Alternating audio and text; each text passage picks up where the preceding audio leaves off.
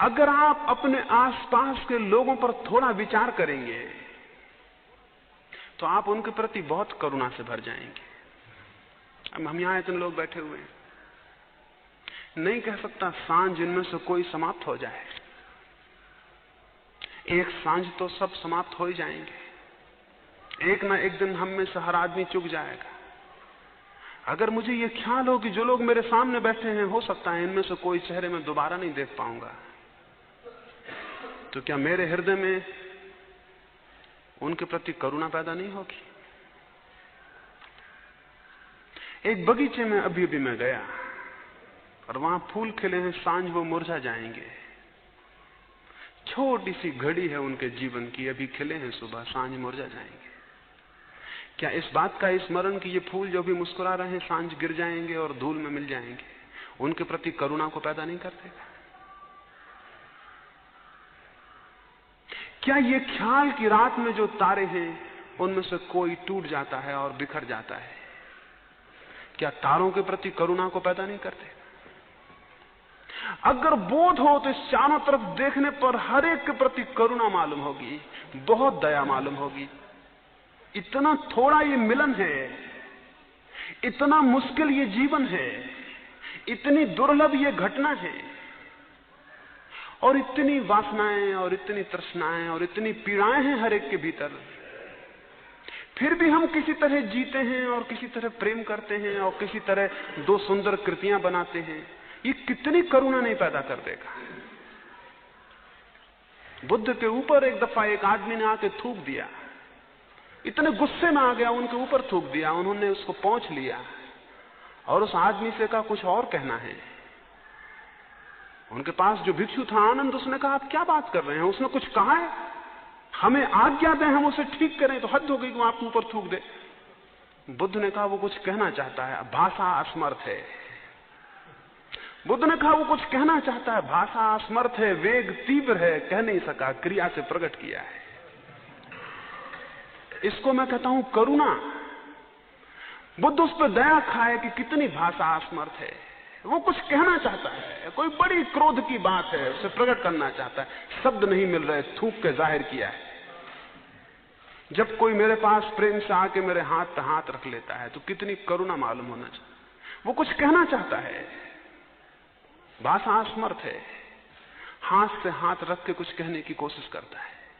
जब कोई किसी से गले मिलता है, भाषा असमर्थ है, आदमी कितना कमजोर है, कुछ कहना चाहता है, हृदय को हृदय के करीब ले आता है, कोई रास्ता नहीं मिलता। कल मैं यहां से जाता था, कोई लोग मेरे पैर पड़ने लगे और मुझे बड़ी करुणा आई। आदमी कितना असमर्थ है, कुछ कहना चाहता है और नहीं कह पाता और पैर पकड़ लेता है। मेरे पीछे मेरे एक प्रिय मित्र थे, वो विचारशील हैं, उन्होंने कहा ना ये मत करो। उन्होंने भी ठीक कहा। कितना बुरा हुआ है जगत में, पैर पड़ने वाले तो ठीक थे, पैर पड़ाने वाले पैदा हो गए हैं। तो उन्होंने ठीक ही कहा कि ना ये मत करो। मुझे उनकी बात ठीक लगी, लेकिन ठीक नहीं भी लगी। ठीक उन्होंने कहा ये गलत है कि दुनिया में कोई किसी से पैर पड़वाए, लेकिन वो दुनिया भी गलत होगी जिसमें ऐसे लोग ना रह जाएं जिनके पैर पड़ने का मन हो, और वो दुनिया भी गलत होगी जहां ऐसे हृदय ना रह जाएं जो किसी के पैर में झुक जाएं, और वो दुनिया गलत होगी जबकि हम ऐसे भाव ना उठें जो बिना पैर पकड़े जाहिर नहीं हो सकते हैं। मेरी आप बात समझते हैं? वो दुनिया गलत होगी जब हम ऐसे भाव ना उठें जो कि बिना पैर पकड़े जाहिर नहीं हो सकते हैं। आदमी बहुत सूखा और बेईमानी हो जाएगा। और फिर मैं ये भी आपको स्मरण दिलाऊं, मैं हैरान हुआ हूं जब मैंने किसी को अपने पैर में झुकते देखा है, तो मैंने पाया वो मेरे पैर नहीं पकड़े हुए है। उसे मेरे पैर में कुछ दिख रहा है, वो शायद परमात्मा के पैर पकड़े हुए है। और जब भी कोई किसी के पैर में झुका है, आज तक झुकाया ना गया हो, जब भी कोई किसी के पैर में झुका है वो सिर्फ परमात्मा के पैर में झुका है, वो किसी के पैरों में नहीं झुका। आखिर किसी के पैरों में क्या है जिसमें झुकने जैसा हो? लेकिन कोई भाव है भीतर जिसके लिए रास्ता नहीं मिलता। कल मुझे प्रेम करने वाला कोई मेरे पास था कमरे में, और सांझ जब नहाने जाने लगा और मैंने बल्ब जलाया तो उसने कहा कि प्रकाश हो गया, मुझे अपने पैर पकड़ लेने थे। मैं बहुत हैरान हुआ, और उन्होंने मेरे पैर पकड़ लिया और मैंने उनकी आंखों में जो आंसू देखे, उन आंसू से सुंदर जमीन तो कुछ भी नहीं है। इस जमीन पर उन आंसुओं से सुंदर न कोई कविता है, न कोई गीत है। जो किसी प्रेम की घड़ी में उत्पन्न होते हैं। और अगर इनके प्रति बोध हो और अगर इनका स्मरण हो, अगर ये दिखाई पड़ते हो, तो आपको कितनी करुणा नहीं मालूम होगी। लेकिन आप क्या देख रहे हैं? आप लोगों में वो देख रहे हैं जिनसे करुणा तो नहीं पैदा होती, निंदा पैदा होती है। आप लोगों में वो देख रहे हैं जिनसे करुणा तो पैदा नहीं होती, क्रूरता पैदा होती है। आप लोगों में वो देख रहे हैं जो उनका असली हिस्सा नहीं है, जो उनका हृदय नहीं है, जो उनकी मजबूरियां हैं। एक आदमी मुझे गाली देता है, ये कोई हृदय है उसका? ये उसकी मजबूरी होगी। बुरे से बुरे आदमी के भीतर एक हृदय है, जिस तक हमारी पहुंच हो पाए तो हम बहुत करुणा से भर जाएंगे, बहुत करुणा से भर जाएंगे। बुद्ध ने उस सुबह कहा था, दया आती है, दया आती है, भाषा कमजोर है आनंद। आदमी का हृदय बहुत कुछ कहना चाहता है, नहीं कह पाता है।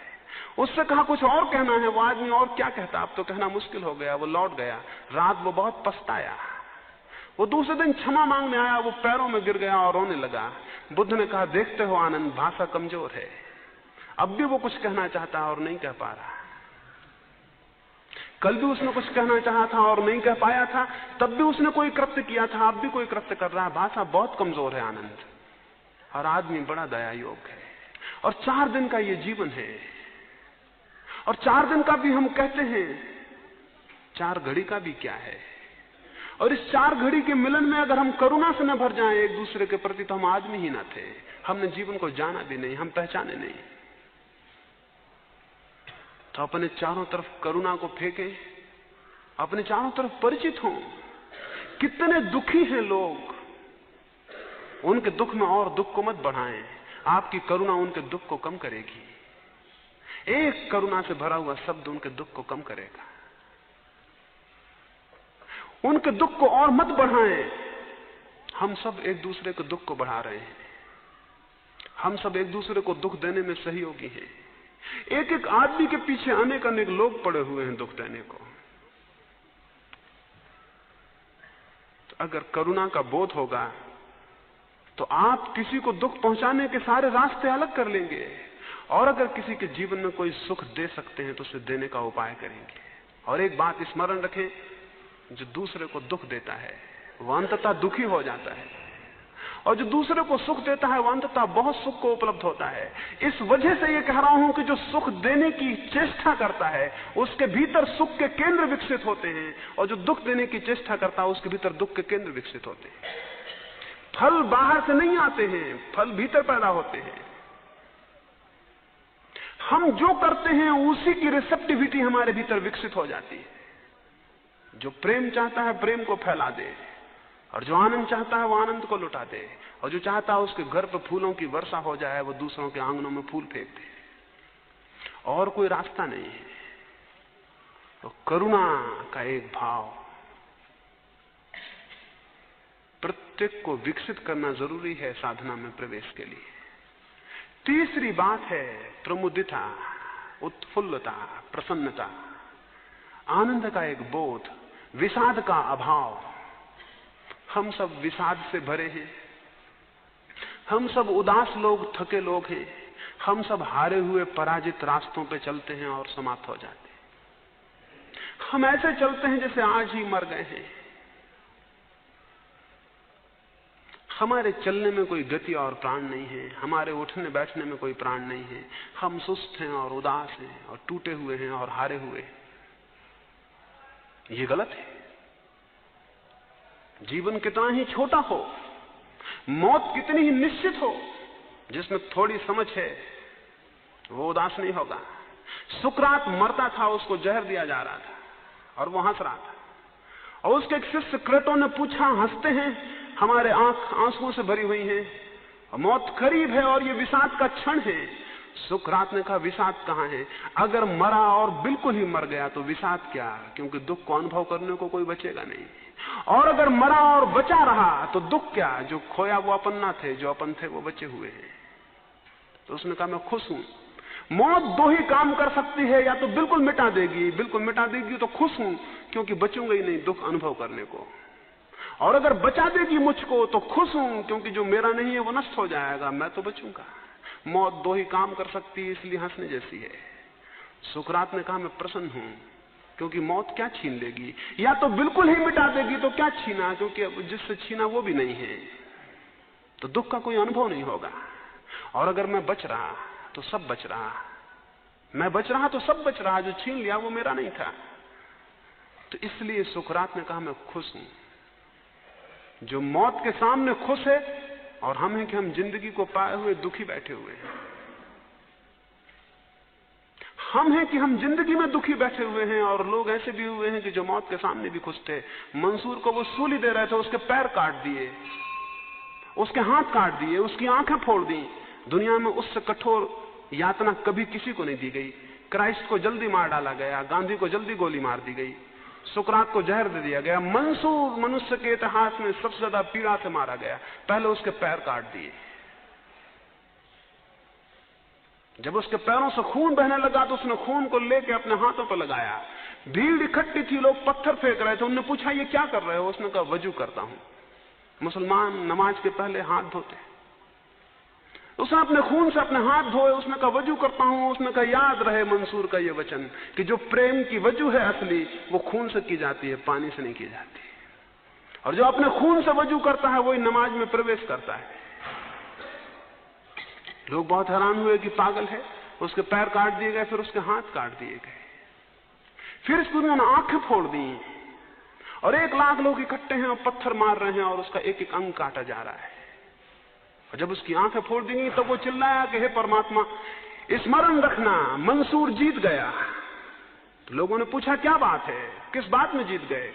उसने कहा परमात्मा को कह रहा हूं कि परमात्मा स्मरण रखना मंसूर जीत गया। मैं डरता था कि शायद इतनी शत्रुता में प्रेम कायम नहीं रह सकेगा, तो स्मरण रखना परमात्मा की मंसूर जीत गया, प्रेम मेरा कायम है। इन्होंने जो मेरे साथ किया है मेरे साथ नहीं कर पाए, इन्होंने जो मेरे साथ किया है मेरे साथ नहीं कर पाए, प्रेम कायम है। और उसने कहा यही मेरी प्रार्थना है और यही मेरी इबादत है। उस वक्त भी हंस रहा था, उस वक्त भी मस्त था। लोग मौत के सामने खुश रहे हैं और हंसते रहे, और हम जिंदगी के सामने उदास और रोते हुए बैठे हैं। ये गलत है।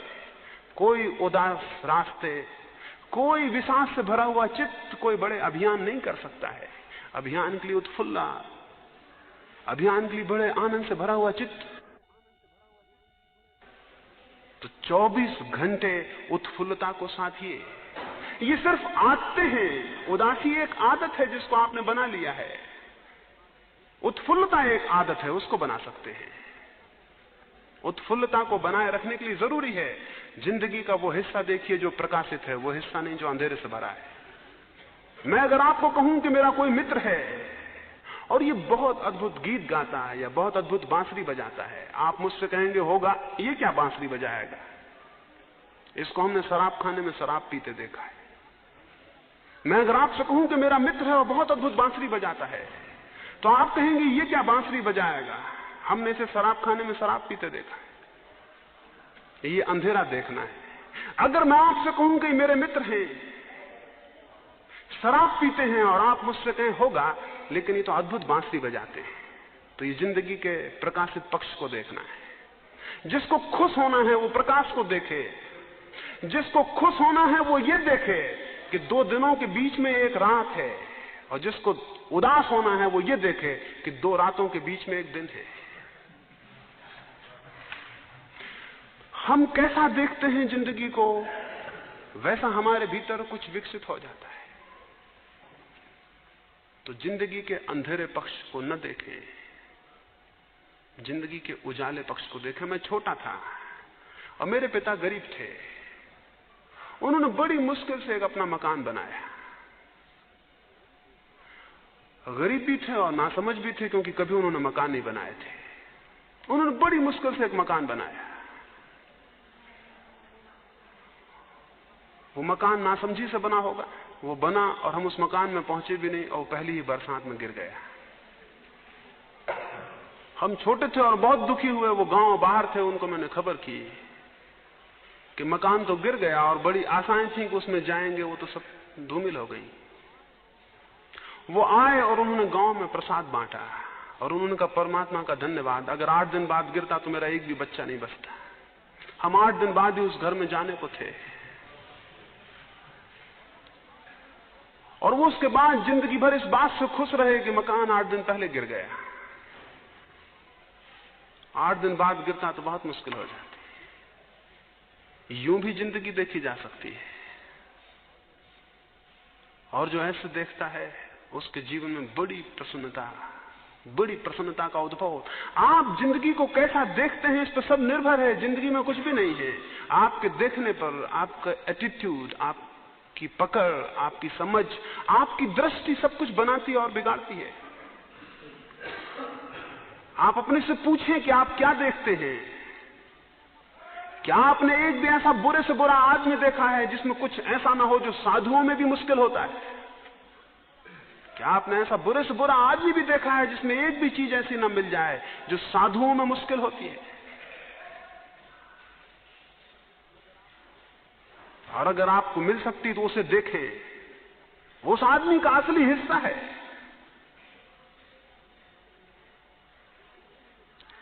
और जिंदगी में चारों तरफ खोजें किरण को, प्रकाश को, उससे आपके भीतर किरण और प्रकाश पैदा होगी। इसको प्रमुदिता। तीसरा भाव है कि हम प्रसन्न हों। हम इतने प्रसन्न हों कि हम मौत को और दुख को गलत कर दें। हम इतने आनंदित हों कि मौत और दुख सिकुड़ के मर जाएं, पता भी ना चले कि मौत और दुख भी हैं। जो इतनी प्रफुल्लता और आनंद को अपने भीतर संजोता है वो साधना में गति करता है। साधना की गति के लिए बहुत जरूरी है, बहुत जरूरी है। एक साधु हुआ, वो जीवन भर इतना प्रसन्न था कि लोग हैरान थे। लोगों ने कभी उसे उदास नहीं देखा, कभी पीड़ित नहीं देखा। उसके मरने का वक्त आया और उसने कहा कि अब मैं 3 दिन बाद मर जाऊंगा। और ये मैं इसलिए बता रहा हूं कि तुम्हें स्मरण रहे कि जो आदमी जीवन भर हंसता था उसकी कब्र पे कोई रोए नहीं। ये मैं इसलिए बता रहा हूं कि जब मैं मर जाऊं तो इस झोपड़े पे कोई उदासी ना आए। यहां हमेशा आनंद था, यहां हमेशा खुशी थी। इसलिए मेरी मौत को एक उत्सव बनाना, मेरी मौत को दुख मत मनाना, मेरी मौत को एक उत्सव मनाना। लोग तो दुखी हुए, बहुत दुखी हुए। तो अद्भुत आदमी था, और जितना अद्भुत आदमी हो उतना उसका मरने का दुख घना था। उसके प्रेम करने वाले बहुत थे, वो सब 3 दिन से इकट्ठे होने शुरू हो गए। वो मरते वक्त तक लोगों को हंसा रहा था और अद्भुत बातें कह रहा था और उनसे प्रेम की बातें कर रहा था। सुबह मरने के पहले उसने एक गीत गाया, और गीत गाने के बाद उसने कहा, स्मरण रहे मेरे कपड़े मत उतारना, मेरी चिता पर मेरे पूरे शरीर को चढ़ा देना कपड़ों सहित, मुझे नहलाना मत। उसने कहा था, आदेश था, वो मर गया। उसे कपड़े से चिता पे जला दिया। वो जब कपड़े से चिता पर रखा गया, लोग उदास खड़े थे, लेकिन देख के हैरान हुए। उसके कपड़ों में उसने फुलझड़ी और फटाके छिपा रखे थे। वो चिता पे चढ़े और फुलझड़े और फटाके छूटने शुरू हो गए, और चिता उत्सव बन गई, और लोग हंसने लगे। और उन्होंने कहा, जिसने जिंदगी में हंसाया वो मौत में भी हमको हंसा के गया है। जिंदगी को हंसना बनाना है, जिंदगी को एक खुशी और मौत को भी एक खुशी। और जो आदमी ऐसा करने में सफल हो जाता है उसे बड़ी धन्यता मिलती है और बड़ी कृतार्थता उपलब्ध होती है। और उस भूमिका में जब कोई साधना में प्रवेश करता है तो गति वैसी होती है जिसकी हम कल्पना भी नहीं कर सकते। वो तीर की तरह विकास होता है। बोझिल मन से जो जाता है उसने तीर में पत्थर बांध दिए। बोझिल मन से जो जाता है उसने तीर में पत्थर बांध दिए। तीर कहां जाएगा? जितनी तीव्र गति चाहिए हो उतना हल्का और भारहीन मन चाहिए। जितने तीर को दूर पहुंचाना हो उतना तीर में वजन कम चाहिए।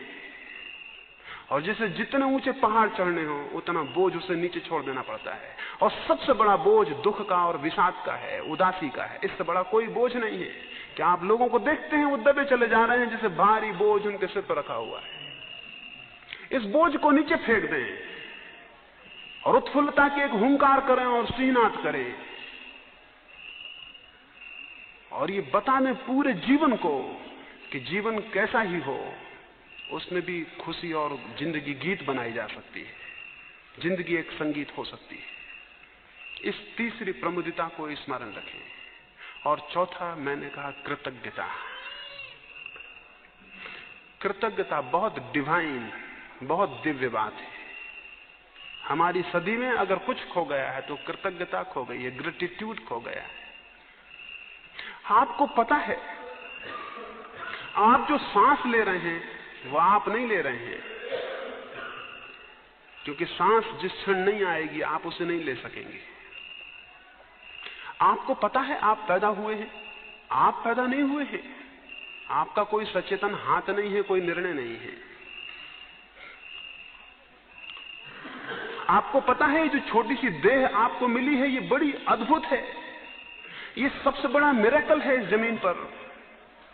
आप थोड़ा सा खाना खाते हैं, आपका ये छोटा सा पेट उसे पचा देता है, ये बड़ा मिरेकल है। अभी इतना वैज्ञानिक विकास हुआ है, अगर हम बहुत बड़े कारखाने खड़े करें और हजारों विशेषज्ञ लगाएं तो भी एक रोटी को पचा के खून बना देना मुश्किल है। एक रोटी को पचा के खून बना देना मुश्किल है। ये शरीर आपका एक मिरेकल कर रहा है 24 घंटे। ये छोटा सा शरीर, थोड़ी सी हड्डियां, थोड़ा सा मांस। वैज्ञानिक कहते हैं मुश्किल से 4 रुपए 5 रुपए का सामान है इस शरीर में।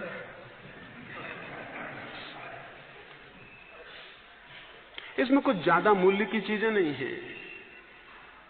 इतना बड़ा चमत्कार 24 घंटे साथ है, उसके प्रति कृतज्ञता नहीं है, ग्रेटिट्यूड नहीं है। कभी आपने अपने शरीर को प्रेम किया है? कभी अपने हाथों को चूमा है? कभी अपनी आंखों को प्रेम किया है? कभी यह ख्याल किया है कि क्या अद्भुत घटित हो रहा है?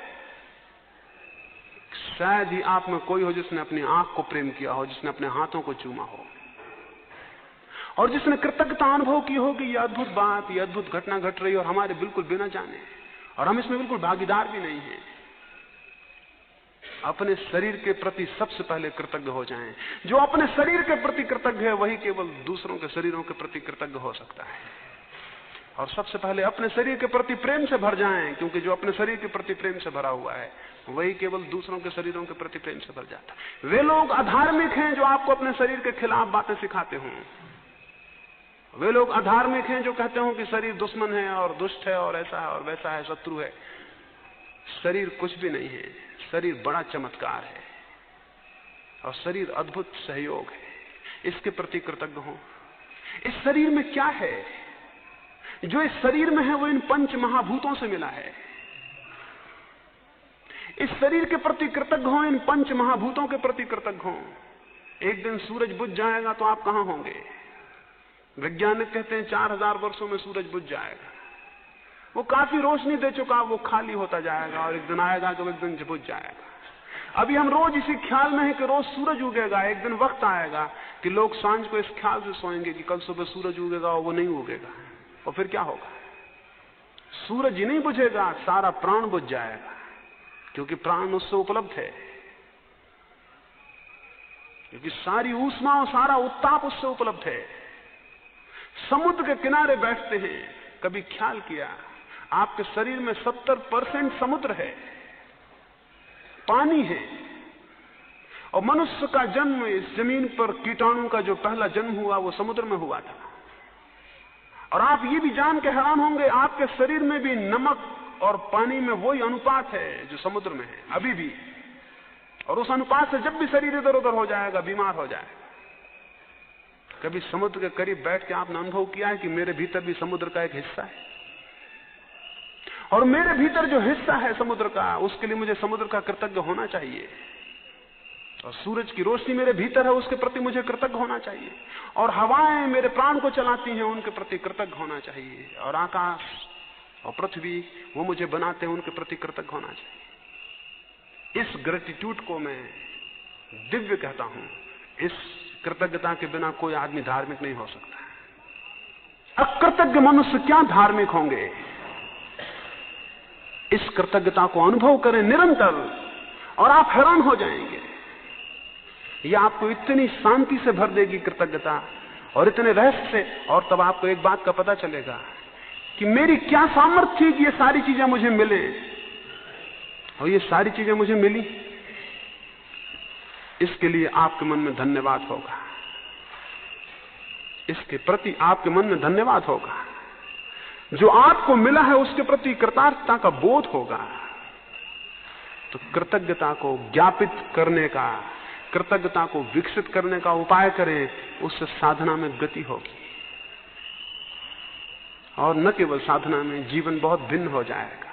जीवन बहुत भिन्न हो जाएगा, जीवन बहुत दूसरा हो जाएगा। क्राइस्ट को सूली पर लटकाया तो क्राइस्ट से मरने लगे तो उन्होंने कहा, हे परमात्मा, इन्हें क्षमा कर देना, इन्हें क्षमा कर देना।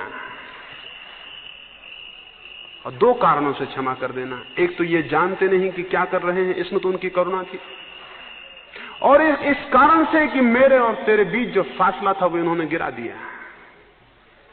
परमात्मा के और मेरे बीच जो फासला था इन्होंने गिरा दिया, इसके लिए इनके प्रति कृतज्ञता है।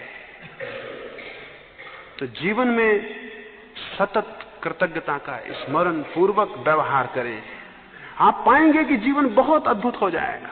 तो 4 बातें मैंने कही शुद्ध भाव के लिए: मैत्री, करुणा, प्रमुदिता और कृतज्ञता। और बहुत बातें हैं, लेकिन ये 4 काफी हैं। अगर इनका विचार करें तो शेष सब इनके पीछे अपने आप चली आएंगी। इस भांति भाव शुद्ध होगा। मैंने आपको बताया शरीर कैसे शुद्ध होगा, विचार कैसे शुद्ध होगा, भाव कैसे शुद्ध होगा। अगर ये 3 ही हो जाएं तो भी आप अद्भुत लोक में प्रवेश कर जाएंगे। अगर ये 3 ही हो जाएं तो भी बहुत कुछ हो जाएगा। 3 जो केंद्रीय तत्व हैं उनकी हम आगे बात करेंगे। उन 3 तत्वों में हम शरीर शून्यता, विचार शून्यता और भाव शून्यता का विचार करेंगे। अभी हमने शुद्धि का विचार किया, फिर हम शून्यता का विचार करेंगे। और जब शुद्धि और शून्यता का मिलन होता है तो समाधि उत्पन्न हो जाती है। मेरी बातों को इतने प्रेम और शांति से सुना, उसके लिए बहुत बहुत अनुग्रहित हूं। और अंत में सबके भीतर बैठे परमात्मा को प्रणाम करता हूं। मेरे प्रणाम स्वीकार।